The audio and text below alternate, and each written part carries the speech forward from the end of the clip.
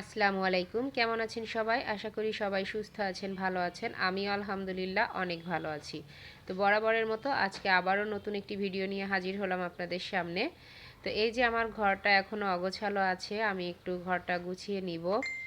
সব কাজকর্মগুলোই করে নিব আর কি। তো এদিকে আমি এখন একটু চিকেন ভিজিয়ে নিব। আমি আজকে চিকেন তান্দুরি করব। আর হ্যাঁ, একটা কথা বলে রাখি, আজকে আমি চিট মিল নিব। আমি আজকে চিট করব। তো আমি দীর্ঘ 10 দিন পর, কিন্তু আমি রোজার আগে থেকেই ডায়েটটা করতাম। তারপর আমি এই 10 দিন পর আজকে একটু চিট করব। তো আমি চিট মিলে আজকে কি খাই দেখবেন। সম্পূর্ণ ভিডিওটি অবশ্যই দেখবেন। তো এদিকে এই যে আমি চিকেন ভিজিয়ে নিচ্ছি, আমার ছেলে আমাকে হেল্প করছে। তো চিকেনগুলো আমি একটু ভিজিয়ে রেখে দিব। তো এখানে আমি নিয়েছি, আমরা 3 পিস নিব, যেহেতু আমরা 3 জন ফ্যামিলিতে। তো 3 পিস নিব, 2টা লেগ পিস আর একটা ব্রেস্ট পিস নিচ্ছি। তো এগুলো আমি তুলে রেখে দিচ্ছি, আমি যেগুলো দিয়ে আমি গ্রিল করব আর কি। আর বাকি যেগুলো থাকছে এগুলো আমি রেখে দিচ্ছি ফ্রিজে, তুলে রেখে দিচ্ছি। তো না টেনে সম্পূর্ণ ভিডিওটি অবশ্যই দেখবেন। আজকে আমি চিট করব আমার ডায়েটে। তো আমার সাথে যদি এভাবে আপনারা মজার মজার খাবার খেয়ে ডায়েটের মধ্যে চিট করতে চান, তাহলে কিন্তু এভাবে আমার ভিডিও দেখে আপনারাও ডায়েট শুরু করতে পারেন। আর এভাবে যদি ডায়েটের মাঝখানে একটু চিট করা যায়, তাহলে কিন্তু ডায়েট কখনোই কঠিন হয় না, কখনোই ডায়েটে কষ্ট হয় না। মাঝে মাঝে একটু চিট করতে হয়।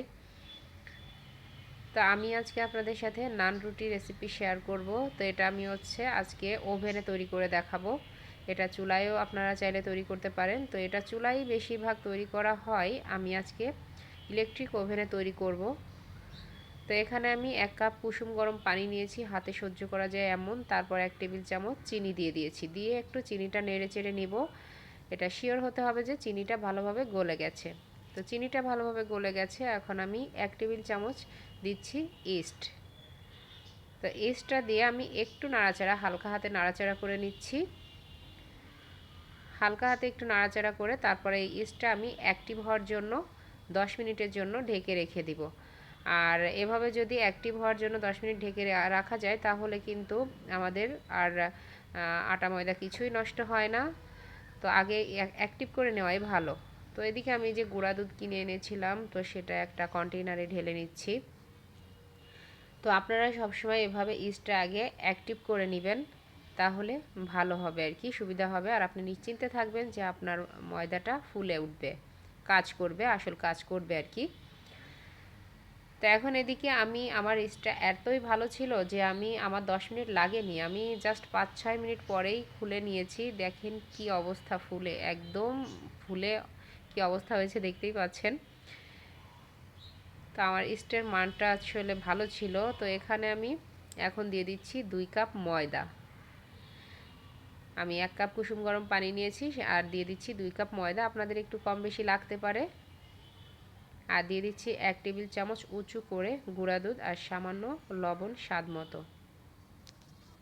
তো লবণ দিয়ে আমি একটু মাখিয়ে নিচ্ছি, দেখতে পাচ্ছেন। আমি কিন্তু ইস্টের সঙ্গে একবারে লবণটা মিশিয়ে দেইনি। ইস্টের সঙ্গে লবণটা যদি একবারে মেশানো হয়, তাহলে ইস্ট আসলে অ্যাক্টিভ হতে অনেক সময় লাগে, অনেক সময় আছে ইস্ট অ্যাক্টিভ হতেই চায় না। তো আগে আমি ময়দার সাথে ভালোভাবে মিশিয়ে তারপর সব কিছু মিশিয়ে নিয়েছি। তো এখানে আমি 2 টেবিল চামচ তেল দিয়ে দিয়েছি, রান্নার তেল, রেগুলার যে তেলটা। তো সেটা দিয়ে আমি মাখিয়ে নিচ্ছি। আর এটা কিন্তু এভাবে স্টিকি হতে হবে, এই ডোটা স্টিকি হতে হবে। এটা দেখেন আমি কিভাবে মাখাচ্ছি আর আমার ডোটা কেমন হচ্ছে।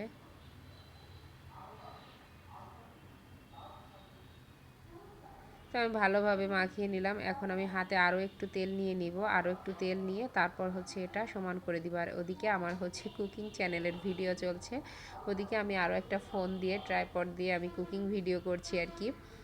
তো আর এদিকে আমি এক হাত দিয়ে ধরে আর কি ভিডিও করছিলাম, তারপর আমার মেয়ে এসে একটু ধরলো আর কি, এই জন্য ভিডিওটা একটু কাঁপছে।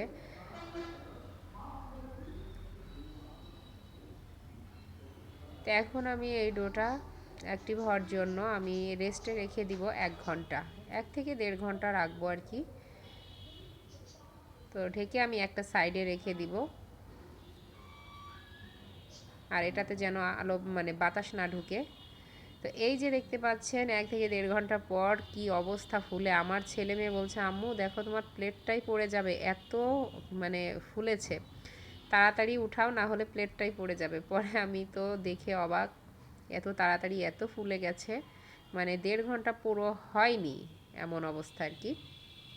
তো আমার স্টার মান আসলে অনেক ভালো ছিল, তো এই জন্যই তাড়াতাড়ি ফুলেছে আর কি।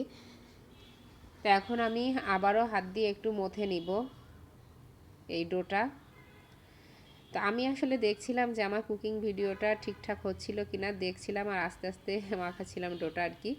তো এখন আমি এই যে রুটি বানিয়ে নিব আর কি। রুটি তৈরি করার জন্য আমি সবটুকু ডো নিয়ে নিয়েছি একসাথে, নিয়ে এখন আমি এখান থেকে ভাগ করে নিব।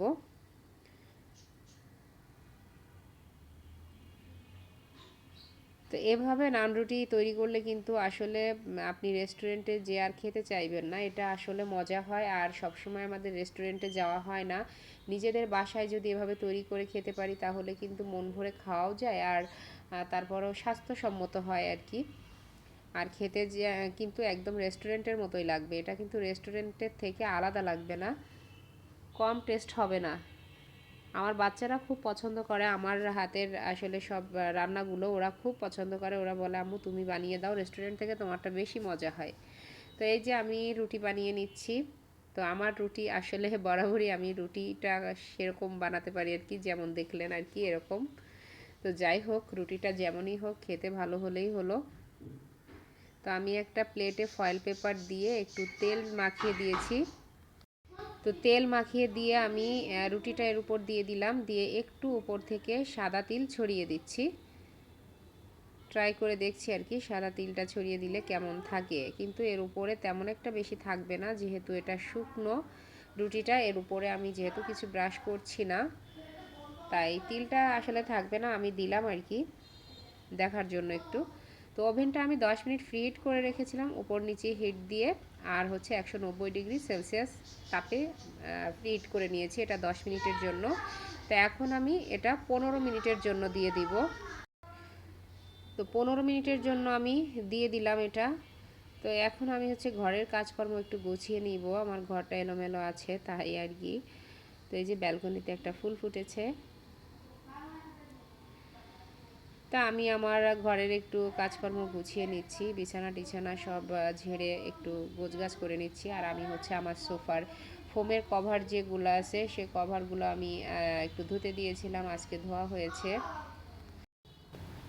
তো যেহেতু এখন রোজার মধ্যে আমি আস্তে আস্তে করে আন্টিকে দিয়ে কাজ করাচ্ছি, আসলে আমি ওনাকে সব কাজ একসাথে দিচ্ছি না। আসলে রোজার দিন, রোজা তো সবাই থাকে, সবারই আসলে কষ্ট হয়। তো আমি ঈদ আসার আগেই মানে এই কাজগুলো আসলে রোজার আগেই করা, আমি প্রতিবার রোজার আগেই করে রাখি, তবে এবার আমার করা হয়নি আসলে একটু ব্যস্ততার কারণে। তো এখন আমি আস্তে আস্তে করে ঈদের আগে সব কিছু ইনশাল্লাহ গুছিয়ে নেব। তো সব কিছুই আমি পরিষ্কার করিয়ে নিব, তবে আন্টিকে দিয়ে আস্তে আস্তে করাবো, এটা আমি আন্টিকে খুব তাড়া দিব না, কারণ তিনিও তো রোজা রাখেন। তো এই যে ছাদে এসে দেখলাম আমার সোফার কভারগুলো পড়ে আছে, উঠিয়ে দিয়ে আসলাম। আর এদিকে আমাদের পাখিটা একা হয়ে আছে আর কি।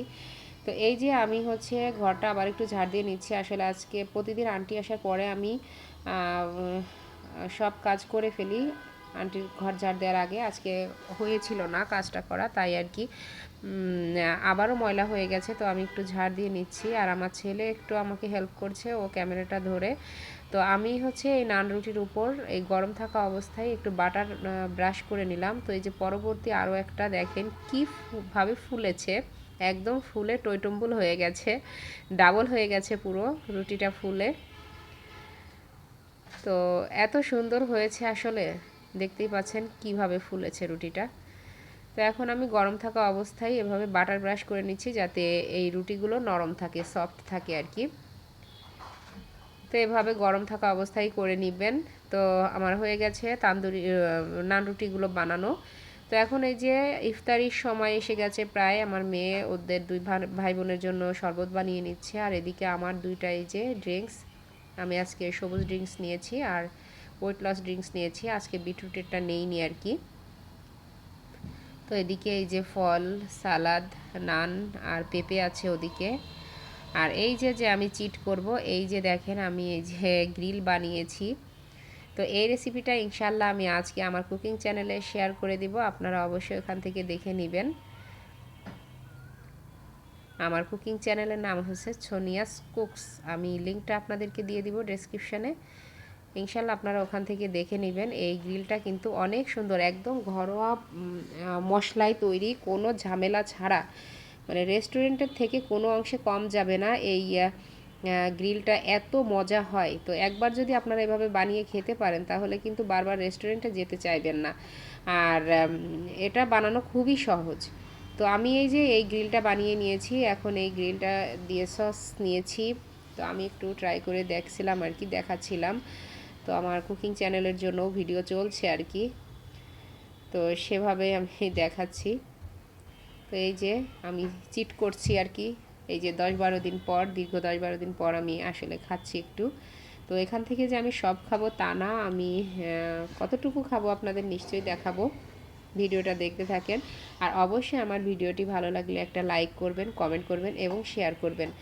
আর এভাবে সব ভিডিও দেখতে অবশ্যই আমার চ্যানেলটি সাবস্ক্রাইব করে পাশে থাকবেন, পাশে থাকা বেল বাটনটি ক্লিক করে দিবেন যাতে আমার পরবর্তী ভিডিওগুলি নোটিফিকেশন সাথে সাথে আপনাদের কাছে পৌঁছে যায়।